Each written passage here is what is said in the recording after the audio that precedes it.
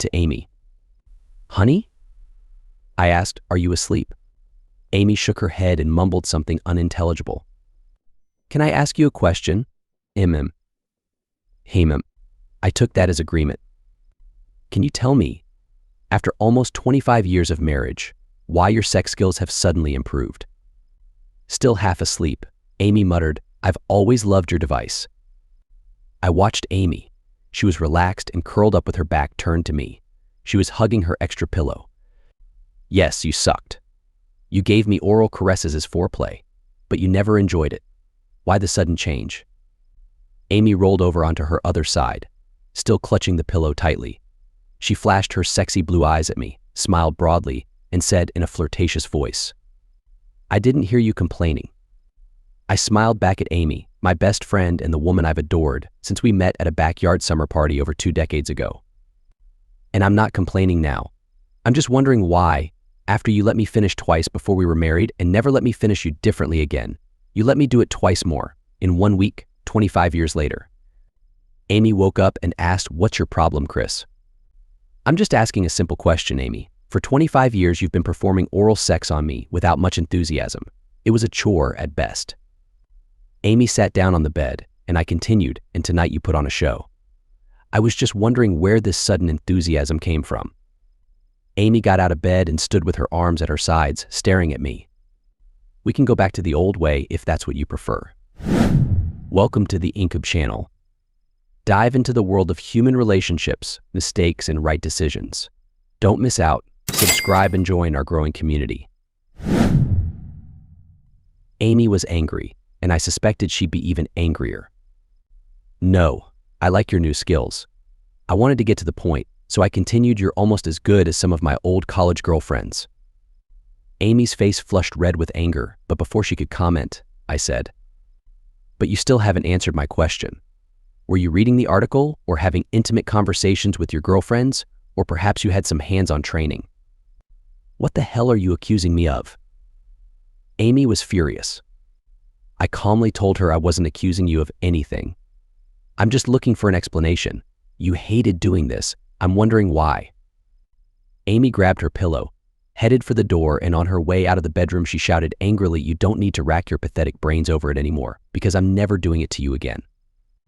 Amy was halfway down the hallway, heading for our guest room, when I said from the open door of our bedroom, "I don't think it matters if you tell me the truth tonight.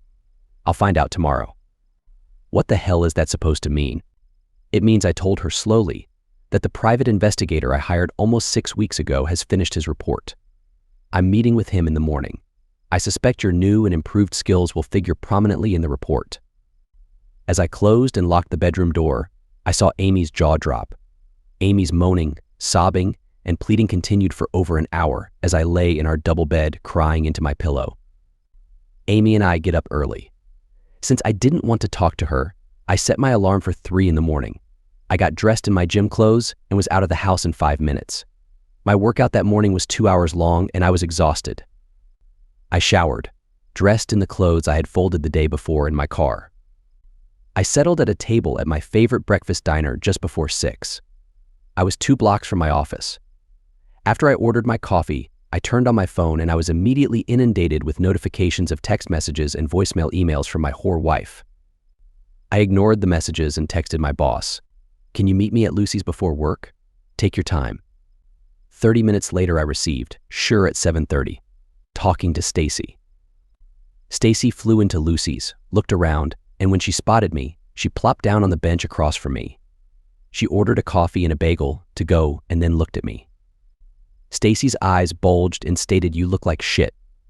Yes, I look like shit and feel even worse. Is there any shit at work that I need to know about? I shook my head and felt Stacy relax before I even finished my question. "No, it's personal. I'm convinced that Amy is cheating on me. She almost confirmed it last night. This morning I'm meeting with the private investigator I hired. His report's ready, and I'm getting all the nasty details. I just want to warn you that I will be stealthily going in and out of the office while this mess is sorted out."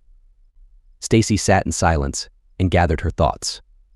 Finally, she asked, "What can I do to help?" "Unless you have a magic wand, I'm not sure there's much you can do. I'll take the next 2 days off, but I'll keep in constant contact with the office. It'll get me through the weekend. I'm going to stay away from Amy for a while. I'm meeting with my private investigator this morning and my lawyer tomorrow morning. In conclusion, I shrugged my shoulders. Don't you think you're getting ahead of yourself? Unless there's something you're not telling me, you haven't seen any evidence? Last night I instigated an argument about sex. Amy got heated very quickly and ran out of the bedroom. I told her she didn't need to answer my questions. My private investigator would answer them in the morning. If you saw the look on Amy's face, you'd be 100% sure of what the report would say. You need to talk to her, Chris. I know I do. I will, but not now. Where are you staying? Stacy asked. I'm getting a room. Stacy began rummaging through her suitcase-sized purse and finally pulled out a bunch of keys. Taking the key off the ring, she said, "Here's the key to our cottage. You've been there. It's only 35 minutes away. We won't be using it for the rest of the month." Handing me the key, she asked, "Can I give you some tips?" "Sure. If things go the way you expect, your life will get worse before it gets better. For a while, life will suck. And then one day you'll wake up and you won't feel like shit at all. You'll just be miserable. That'll be the beginning of your recovery." Sounds like you're speaking from experience. My ex divorced me 12 years ago. It was brutal. We sipped our coffee, and Stacy continued, "I don't talk about it much, mostly because I'm ashamed. I messed up my life, my child's life, and Tom's life. His family despises me. My son's friends flirt with me because they know I'm a slut." I put it in, "You don't have to tell me these things, Stacy." I know. Even after 2 years of weekly therapy sessions, I still have more questions about my idiotic behavior than answers. We each chuckled sadly. Stacy continued, "Tom found out about my infidelity in the worst possible way.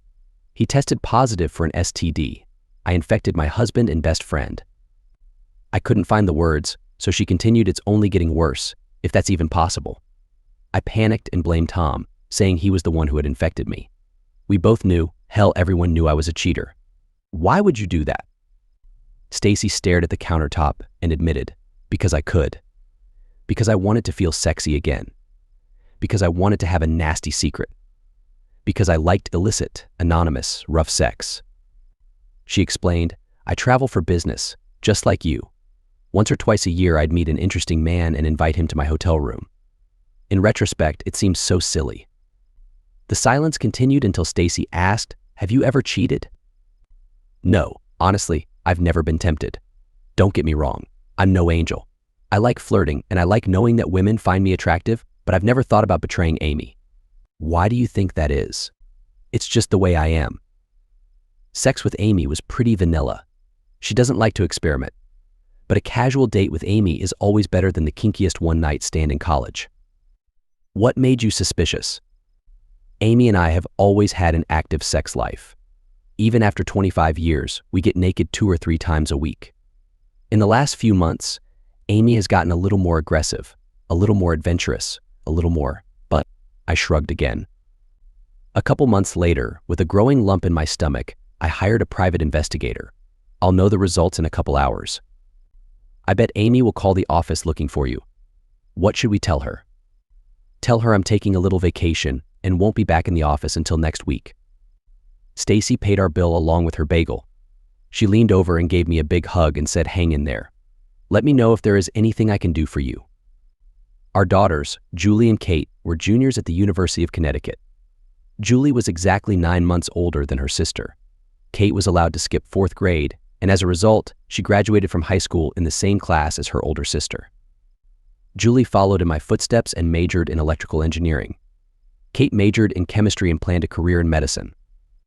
Earlier that day, I was able to reach Kate on her cell phone, telling her that I needed to talk to her and her sister later in the afternoon, and asked that they not contact their mom until we spoke.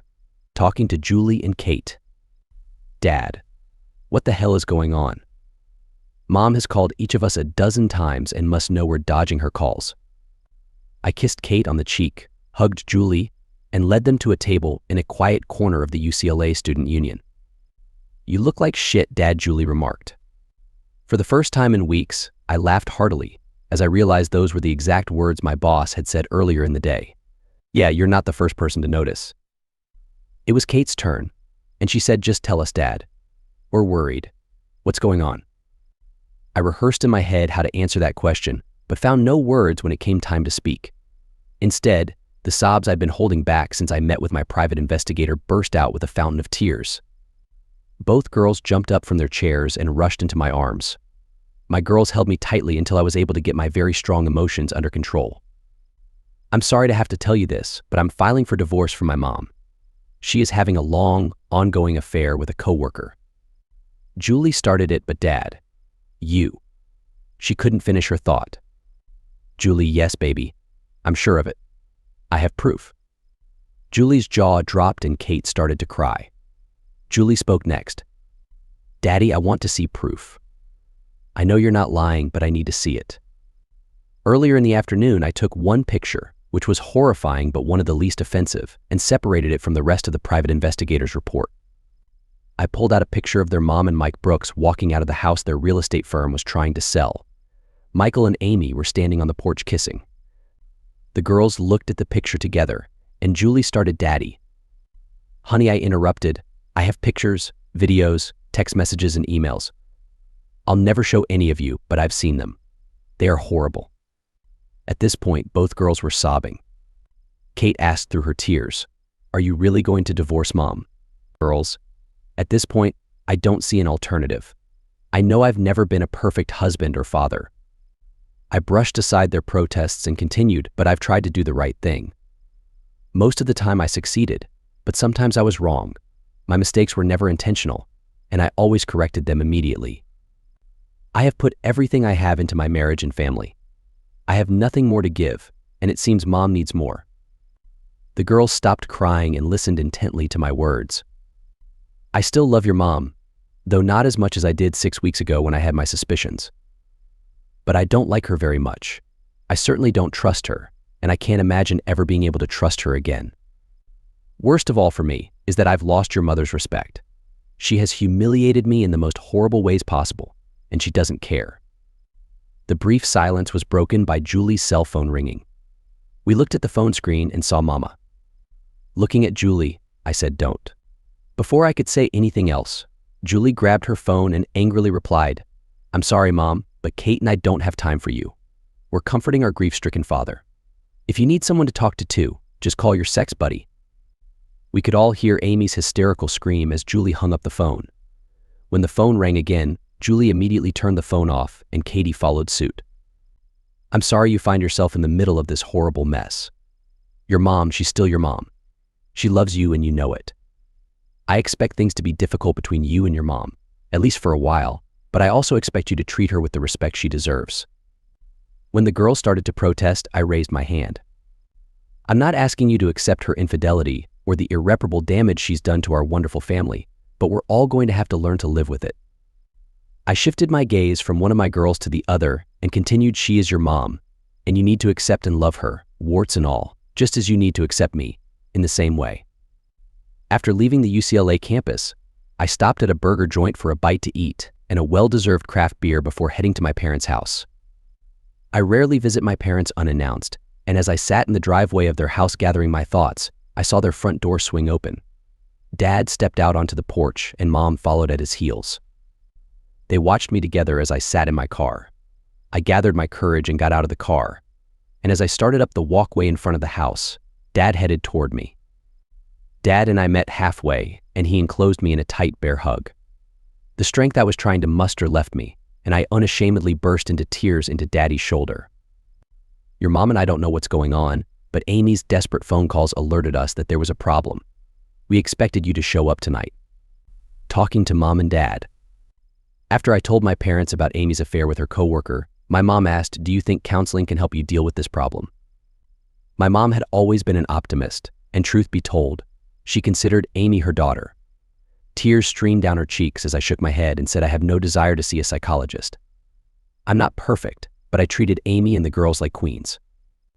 I have done nothing wrong, and I don't deserve the cruel, disgusting treatment Amy has shown me. But you have spent so many wonderful years together." Sighing, I admitted, "You're right, Mom. We had a wonderful life together until Amy, and only Amy, ruined that perfect life and family. It wasn't a one-night stand. It's a love affair between two selfish married people who don't care about anyone but themselves. I could tell the wheels in my mom's brain were spinning frantically as she tried to think of another approach. I think I stunned Mom when I asked, "Why do you want me to be miserable living with a lying, cheating whore?" Like I said, I'm not perfect, but hopefully we can all agree that I deserve better than living with an unfaithful slut. "Please," Chris' mom pleaded, "don't call Amy such dirty names, at least not in front of me." I was trying to get my point across, Mom. Amy has gladly accepted all that I am capable of giving, but it's not enough. She took much more and in the process humiliated and disrespected me. I'll ask again, don't I deserve better? Dad interrupted her and said, "Give Mom a break. We are trying to make sense of what is still a shock. You know that Mom and I will support you in whatever decision you make." Dad waited a few seconds before continuing, and you need to understand, if at all possible, we would like a continued relationship with Amy and her family. It certainly won't be as strong as what we have now, but I pray that Amy's activities won't prevent that from happening. As Dad finished, Mom's cell phone rang. Mom looked at the screen and said, "It's Amy." After thinking for another second, Mom looked me in the eye and said, "I won't dodge Amy's calls and I won't lie to her. I will never ask you to do that." Dad and I sat in silence while Mom answered the phone. "Hi, Amy. He arrived here 10 minutes ago and told us about your behavior. I guess he's staying here tonight." Amy. Amy. "Sorry, Chris. Amy's on her way." "Don't worry about it, Mom. I'm going to go. I'll call you in the morning." Mom asked, "Where are you going?" "Stacy has a family cottage on Cooper Lake. She's letting me use it for a short time." "You'll have to talk to her eventually," Dad remarked. "I'll talk, but I'm going to do it on my time, not hers. I'm just not ready." "What should we tell Amy when she gets here?" Mom wanted to know. "I'd call her and tell her she's wasting her time. Tell her I'm not ready to talk to her. I know you won't lie, but I expect you not to tell her where I'm staying." Mom started to cry. I went around the table and hugged her tightly. Dad joined us and the Harrington family comforted each other. My mom and dad silently gave me all the emotional support I needed. After officially starting the divorce process with a visit to a highly recommended divorce attorney, I headed to my mother-in-law's house. Amy's car was not in the driveway, so I parked and headed for the front door. A conversation with Amy's parents. "That's really bad, isn't it?" Those were the first words of greeting when Frank Wilson opened the front door. It couldn't be worse. Frank stood in the middle of the doorway, blocking my entrance, and asked, "Who cheated?" "She did." "Do you have proof?" Frank wanted to know. When I nodded, Frank yelled shit and turned, leaving the door open, and went into the kitchen. Eileen, Amy's mom, was sitting restlessly at the kitchen table. When I walked in, she looked up and, pointing to the coffee maker on the counter, said, "The coffee's fresh." While I silently poured a cup, Frank pulled a bottle of Jack from the kitchen cabinet. We sat down, and Frank added a couple shots of bourbon to his coffee and slid the bottle across the table to me. As I poured some liquid into my cup for courage, Frank asked, "Can I see the proof?" Staring at the kitchen table, I told him, "I'll let you see the written report, but I won't show you the photographs or videotapes." I looked up as he reprimanded me again and, looking him in the eye, continued, "But Frank, I'm begging you, don't ask to see the pictures. No father should ever have to see his daughter do what the pictures show." It was sad to watch, but Frank deflated in front of Eileen and me. Eileen stepped in and asked, "Is there any hope of your marriage surviving?" "I met with a lawyer earlier this morning. He will draw up the paperwork early next week and file the papers with the court on Wednesday. The lawyer has Amy's cell phone number and will call her. She will have the option of picking up the papers at his office, or we can formally serve her." "I can't believe you're destroying your marriage with such disregard," was Eileen's temper tantrum. "I'm not ruining anything, Eileen. It's Amy's fault. She left me." But that was only once, Eileen shouted. I took 3 deep breaths to calm myself down, and for a moment regretted the bourbon I'd added to my coffee. It wasn't just once. It wasn't twice. Only Amy and her buddy know exactly how many times they've met, but their affair has been going on for months. We were all quiet for a few moments before I continued. "This is the second marriage for each of you. You both dissolved your first marriages due to infidelity. Frank quickly replied, but our marriages were new marriages. Yours has lasted for 25 years. Surely that must mean something? Love, trust, and respect. Frank, you've said those words to me hundreds of times over the years. A marriage should be equal parts love, trust, and respect. I don't trust Amy, and she sure as hell doesn't respect me. Eileen wanted to know, will you be fair to Amy in the divorce? According to divorce laws, I don't have a choice. But you know me, I'm not going to make things any more difficult for Amy and our family than necessary. What about the girls? Frank wanted to know. I was on campus yesterday afternoon, and we talked. The girls know I'm filing for divorce, and they know the reason. They're not happy with Amy, but I don't think anyone is happy with her. It may take a little time, but they'll come around. I promise. I have no right to ask. I interrupted Eileen and said, you can ask me anything you want. I'm divorcing Amy. I'm not divorcing you and Frank, and I hope we can continue our friendship and relationship. Tears poured from Eileen's eyes as she asked, please talk to Amy. I will. I promise. But I'm not going to talk to her today, and probably not for the next few days. But I will talk to her. Marybeth Johnston has been a close friend of Amy's for many years. Their relationship could have been closer, but I've been wary of Marybeth and her husband Phil ever since we met. Marybeth and Phil had an open marriage. While they didn't actively involve singles and couples in their chosen lifestyle, they weren't secretive either. They often told 21-rated stories about their X-rated activities. There were a few occasions over the years when Amy's interest in swingers parties and friends with benefits type relationships made the hair stand up on the back of my neck, but in the end, I trusted my wife completely. A conversation with longtime friend Amy. I can't believe you're treating Amy like this. Yes, she made a huge mistake. But she's sorry, you need to put on your big boy pants and get over it. Go get some girl if you want, but don't do anything stupid. That was Marybeth's first salvo as she plopped into the chair across from me in the restaurant. I'm not going to do anything stupid. I promise. Marybeth looked at me doubtfully and said, Amy was under the impression that you were seeking a divorce. I am getting a divorce. The papers will be filed on Wednesday. Filing for divorce is not stupid. It's what normal people do when they want to get rid of a lying, cheating whore wife. Before Marybeth could continue, I asked, you've known me almost as long as Amy has known me. I've known about your loose marriage all along.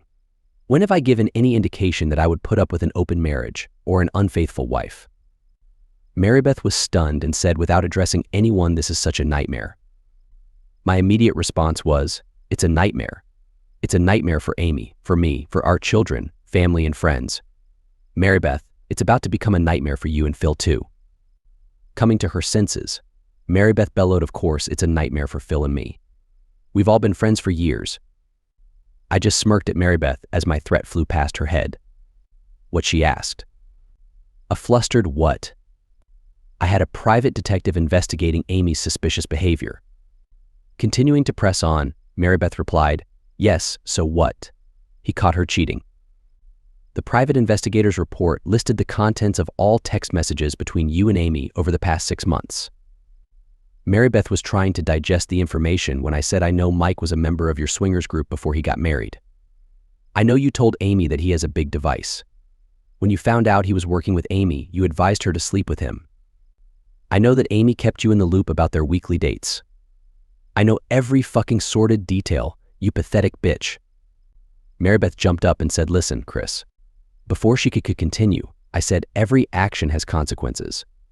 The consequence for Amy's cheating is divorce.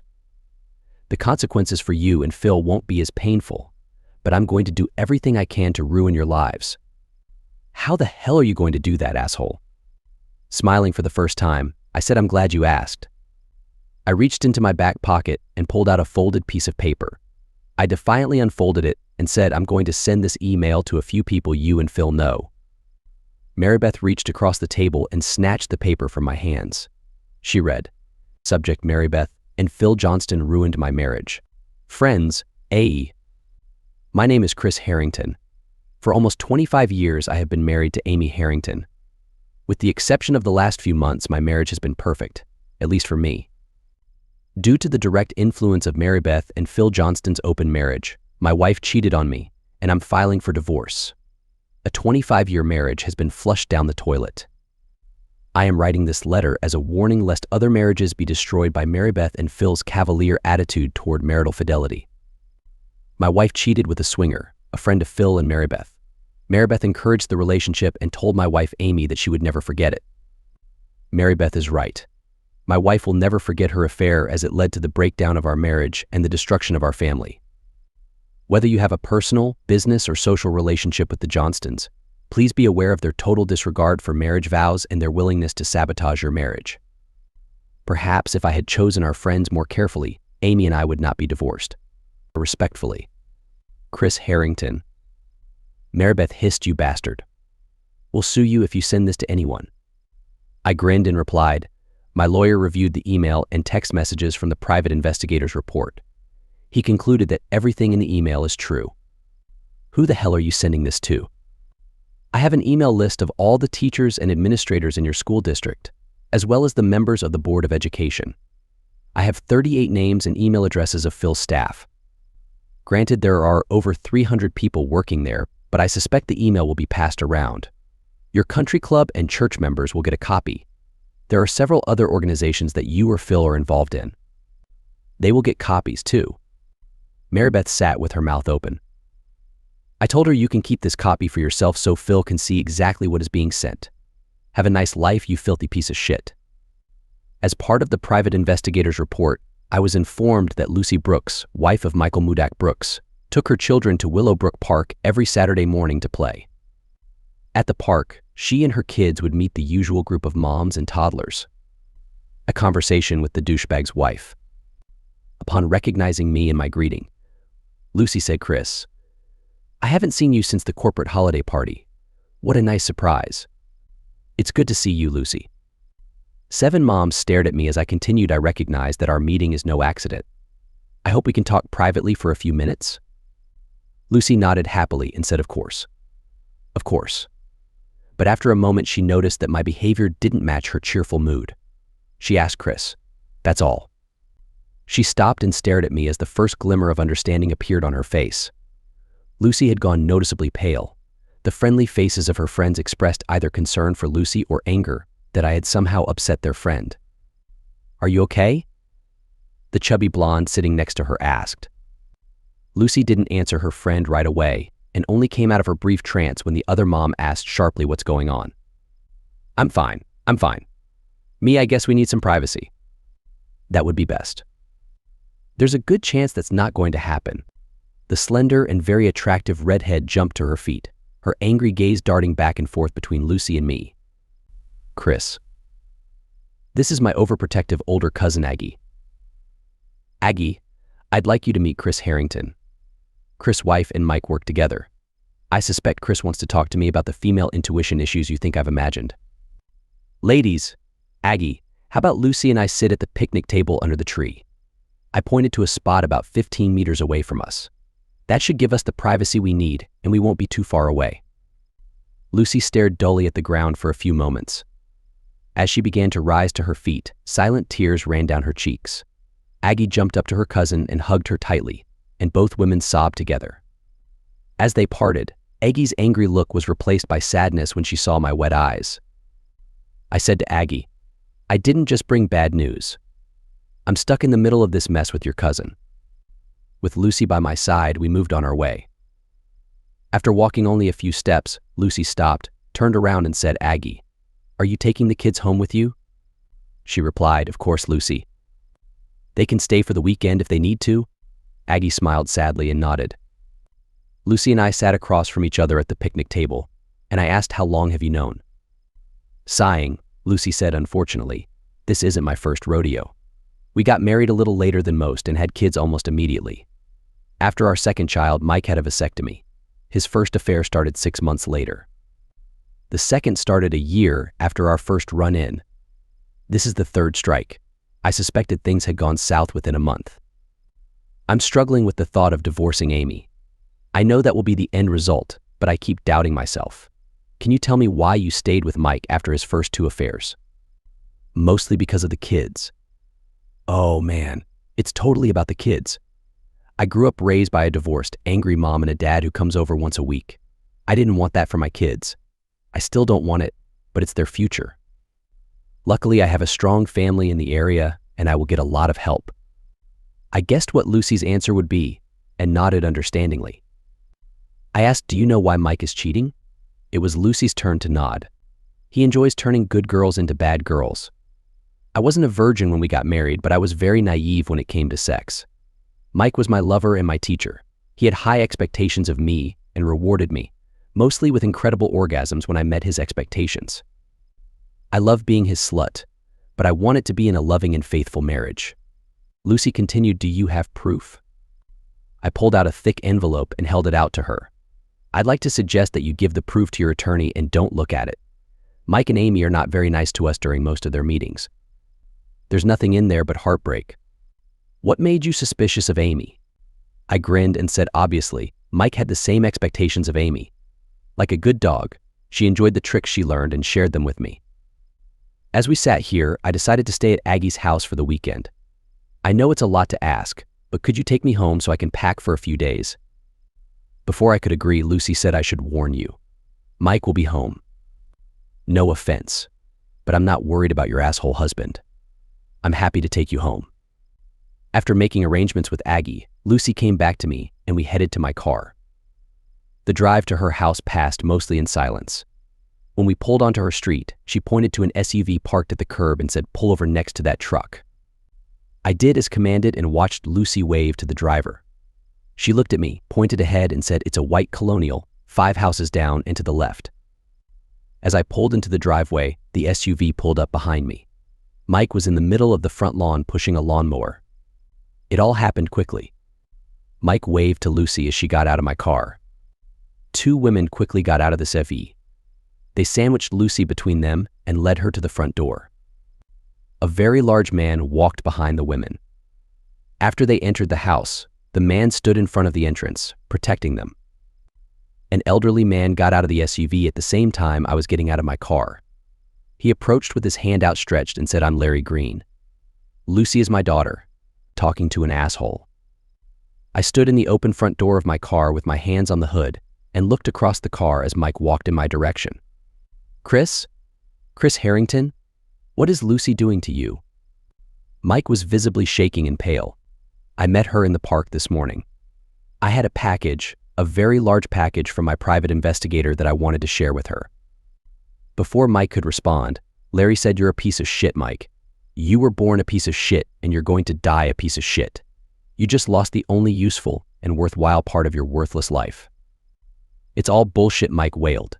He turned, ran to the front door, and shouted, don't get in my way, Georgie. I guessed that Georgie was the giant who was now sitting on the top step of the landing by the front door. The man didn't move a muscle until Mike was ready to walk past him. And then, with the grace of a cat, the man jumped to his feet and put both hands on Mike's chest. A second later, Mike was lying flat on his back, his breath knocked out of him. Larry looked at me questioningly. I told him it looks like Mike slipped. Larry nodded and said, yeah. That's what it looked like to me. Eventually, Mike staggered to his feet. He turned and shouted, it's all your wife's fault. She came after me. Everyone knows she's nothing but a whore. I can't argue with you, Mike. Amy's a whore. The whore is no longer my problem. I laughed sadly at Mike and feared my emotions were about to fail me. I didn't want that asshole to see me in pain. At that very moment, Larry put his hand on my shoulder. He squeezed and a flood of energy rushed into me. You two are going to make a great couple, Mike. Amy knows you're a cheater and you know the same about her. How do you think that's going to work out? I don't want her. I laughed again and replied, I think she's lucky. She's got enough problems as it is to be burdened with an asshole like you. I reached out and shook Larry's hand and told him this asshole is not worth my time or energy. I'm out to here. Take good care of Lucy. She seems like a wonderful woman. 2 weeks passed. Amy was charged and her lawyer contacted mine. Life settled into a new and miserable normal. When I checked my voicemail at lunch, I found a voicemail message from my mother-in-law. Hi, Chris. It's Eileen. I'm calling to remind you of your promise to set up a conversation with Amy. I'd consider it a personal favor if you'd give her a call. Thank you. I love you. I gritted my teeth and dialed my home number with a sigh, knowing Amy would be at work. I left the following message. Amy, this is Chris. I'm staying at Stacy's family home on the lake. If you want to stop by on Saturday for lunch, I'll make sandwiches. We can talk. Meet me at the picnic table in the backyard at noon. Talking to Amy. Thanks for meeting me, Chris. Lunch looks delicious. Thank you. Amy and I sat across from each other at a lakeside picnic table. Although she didn't have the glow that I had seen daily for the past 2 decades, Amy still looked good. It's good to see you, Amy. Thanks for driving up. Amy looked around and replied, It's so peaceful here. I agree. When I was considering my new living arrangements, my first thought was to move to an apartment downtown, near the office. I think I changed my mind and looked at a lakeside property in the area. I didn't want my comment to hurt Amy, but I could tell she was immediately devastated. Amy interrupted me with a wave of her hand. Her eyes filled with tears when she said, You don't need to apologize. I'm too sensitive. She looked up from the table and continued, I'm so scared. Her statement hung in the air, and I watched her carefully as she gathered her thoughts. I've been scared before. Many times. New tasks at work often paralyzed me. The challenges of raising 2 smart, athletic, and beautiful girls scared the hell out of me. But you were always there for me. I had my team, and I knew that together we could conquer anything. Smiling, I remarked, We did a good job. Didn't we? We smiled contentedly for a few minutes and ate our lunch. I refilled Amy's half-empty glass and poured myself a second helping of craft beer. I went to see a shrink. Amy sighed and continued, That's the wrong description. Doctor, Poplar is wonderful, and she's helping me come to terms with the breakdown of our marriage and move forward as a team. I'm happy for you, Amy. I hope you get the answers you need. I promised myself, over and over, that I wouldn't ask you about reconciliation. Everyone told me it was impossible, but I have to ask. Is there any chance that you can forgive me and we can be together again? I took a deep breath and took a couple sips of beer. That's 2 different questions, Amy. I've been thinking about the forgiveness half of the question since we agreed to meet today. I promised myself that I would try to forgive you. After thinking about it, I continued, It's going to take some time, and I don't know if it's possible, but I'm going to try. I'll be honest and tell you that if I do forgive you, I'll do it more for the girls, our family, and myself than for you. Draining half of the remaining beer, I finished, We'll see each other often enough that I don't want to feel anger. But Amy, I'm not going to stop the divorce, and we're never going to be together again. Amy sobbed and nodded understandingly. She asked if I need help. If I need to talk, can I call you? I wanted to scream, No, you fucking whore. Instead, I reached for the fridge, grabbed another beer, and filled my glass. Once I regained my composure, I offered, Are you okay with a compromise? Amy hesitantly nodded. I said, Except in emergencies. Let's work through our lawyers until the divorce is final. After that, I'll take your calls. Our divorce was finalized 7 months later. I sat on the back porch of my new lakeside home on my first night as a free man. I was trying to decide if I wanted to get high from the 2 servings of high alcohol, craft beer in the cooler next to my chair, or get smacked in the face by the bottle of bourbon on the table in front of me when my cell phone rang. I smiled when I saw who was calling and answered, Hi, Amy. I'm really sad, and I need someone to talk to too. Epilogue 5 years later. Stacy was right. I woke up one day. The sky was a little bluer, and the birds were chirping a little louder. Life was getting better. Stacy had moved to our corporate headquarters in Dallas and was now Executive Vice President of Sales and Marketing. She remained single. Her children are grown. After having a glass or 2 of wine, she admits she still occasionally gets the thrill of a raucous one-night stand. Julie graduated from college with honors and currently works as an engineer for a West Coast defense contractor. She is in a semi-serious relationship and is studying for her master's degree at night.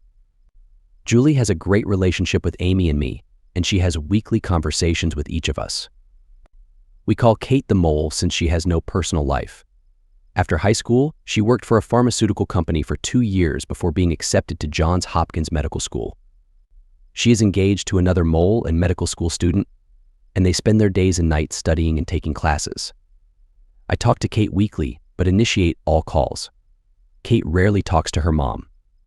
My mom and dad are in surprisingly good health considering they are getting older. They still live in the Hartford, Connecticut area, but because of the cold winters, they also have a tiny one-bedroom studio condo in Clearwater, Florida. They spend the colder months in Florida. Mom has a monthly Saturday lunch with Amy, but Dad rarely goes.